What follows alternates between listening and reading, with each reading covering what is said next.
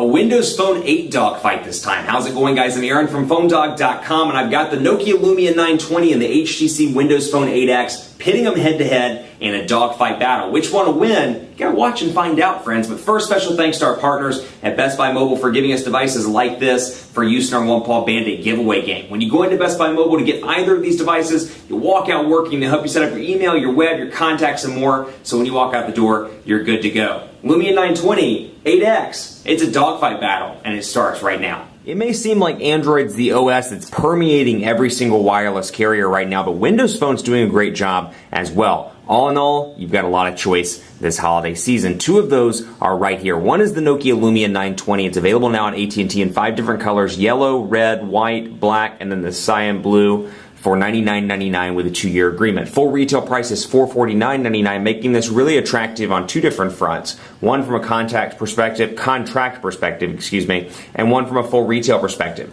It's cheap, relatively speaking, at $450, and it's very cheap at $99.99 on a 2-year contract. It's packing some killer specifications, including a 1.5 gigahertz dual-core Qualcomm Snapdragon S4 processor. You've got 32 gigabytes of internal storage here. You've got a 2,000 milliamp hour non-removable battery, 4G LTE connectivity here, micro SIM card slot, and then we broke it and the dogfight ended. No, I'm just kidding. 4.5-inch HD display here, so they really made some strides and improved this over the Nokia Lumia 900, brought it in to 2012 with specs, and now it's ready to rock against the high-end Android devices and, of course, the iPhone 5 on the iOS side. The price point's very good here. Love the wireless charging as well. You do get wireless charging capabilities on all Lumia 920s out of the box. Then you have the HTC 8X over here. This is HTC's Windows Phone 8 device, their flagship unit. It's available in a number of different colors depending on which carrier you go with. This is the Verizon version, but it's available on AT&T and T-Mobile as well. The benefit here on the Verizon version, the VZW version is the only one to support wireless charging. So you can actually do wireless charging on this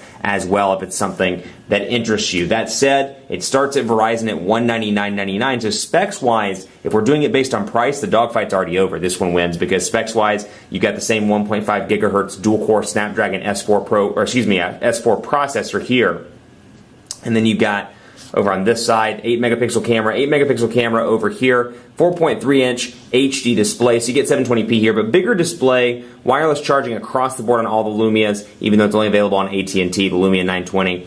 You get a bigger display, you have 4G LTE connectivity, which both of these have, of course, but then you get a better camera all around as well. That said, you get a thinner and lighter body over here, but you only get 16 gigabytes of internal storage. So if you're looking for 32, the Lumia 920 is going to be your bag. If you want this one, $199 only gets you 16 gigabytes on the 8X. So that's something to keep in mind as you're looking at these. That said, the design here is absolutely beautiful. Curved, feels nice in the hand. 4.3 inches is going to be a nice sweet spot for a lot of people that think the Galaxy S3 is too big, that think the Galaxy Note 2 is huge, that think, the 4.7-inch display on the Nexus 4, for example, is too big.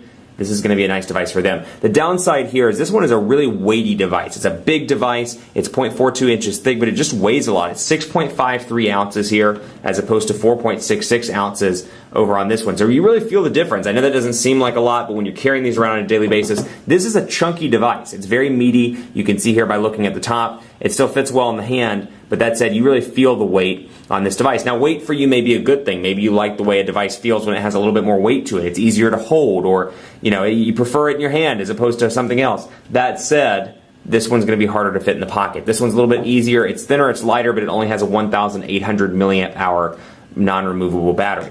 LTE on Verizon, LTE on AT&T, HSPA Plus on T-Mobile on the 8X. Let's take a look at the specs here, because both of these are running Windows Phone 8, and for the most part, you're really going to see few differences minus the carrier installed stuff, and of course a few other things which I'll point out in the dogfight. First of all, you'll see AT&T stuff here: Code Scanner, Family Map, Navigator, Radio, Uverse Live TV. You'll see the typical Microsoft Windows Phone 8 stuff: ESPN, games, music and videos, My AT&T, and then you get some Nokia stuff here. So the value proposition on the software standpoint, I've argued this in almost all the dogfights this holiday season.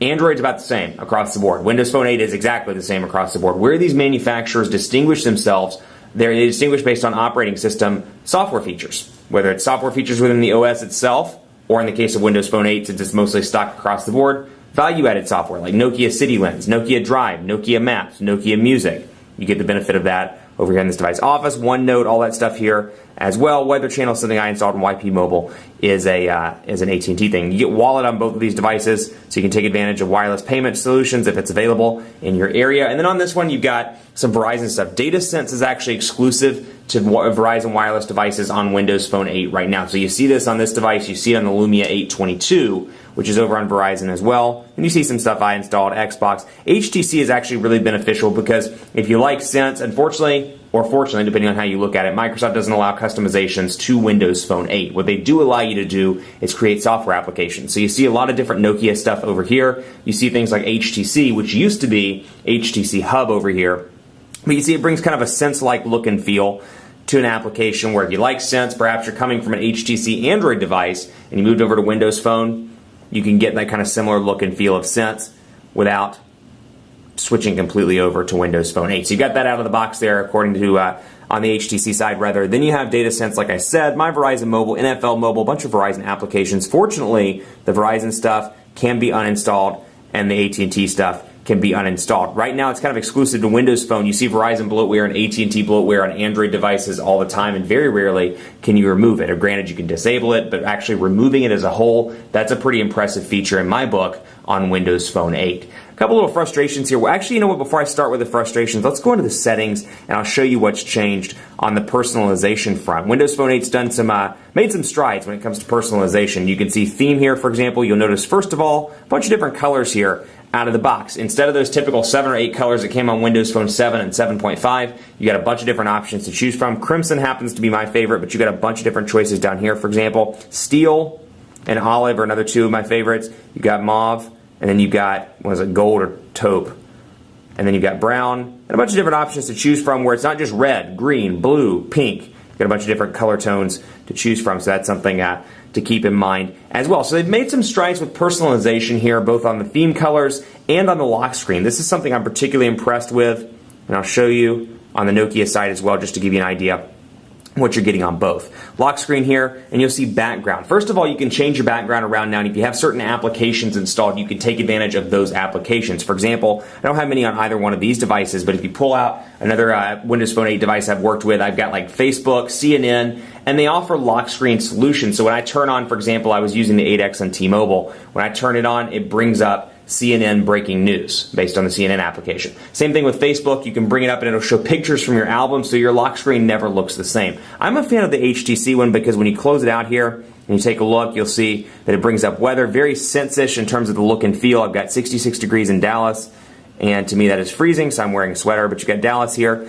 and you can see, of course, the clouds in the background. Over here, you've got Bing as an option and photo, although, like I said, when you download additional applications, you'll get more. So you can see the Bing wallpaper there, and it's changing around depending on the day. So you get a new wallpaper, a fresh one, every single day. So these types of personalization things are great. Groupon is supported as well in this lock screen application, and you'll see more and more applications as Windows Phone 8 continues to take off. So those things are nice. Also want to go back to the lock screen and show you this as well. You'll remember probably in Windows Phone 7 you had a little preview area on the bottom of the display. Well, now you can customize which messages or which calendar appointments or which phone calls matter most to you. So let's say for me, you know what, I'm a text message person. Actually, that's not even that true anymore. I'm really an email person thanks to work. So let's say this is my work email account. I can set Outlook so when I get that text preview at the bottom on the lock screen, it'll show the preview of text for my email. So if I get an email from one of my staff members, if I get an email from a PR person I need to respond to quickly, or the owner of the company, I can jump in and respond to it right away. You still get the shortcuts down at the bottom as well, and that's what this is highlighting. You can choose your shortcuts. So games, for example, I can choose that one. Messaging, let's say I want messaging over on this side instead.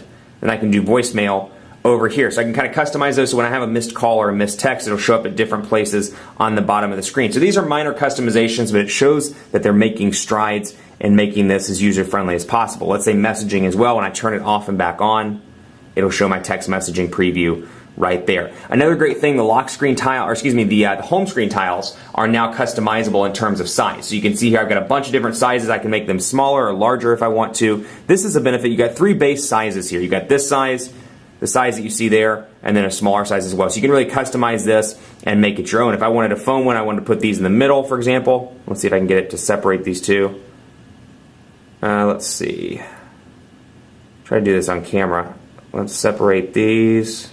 And it seems to be having issues. It wants to group all those together. Let's see if I can get these together. But you see what I can do with this customization. I can move stuff around, really make it my own.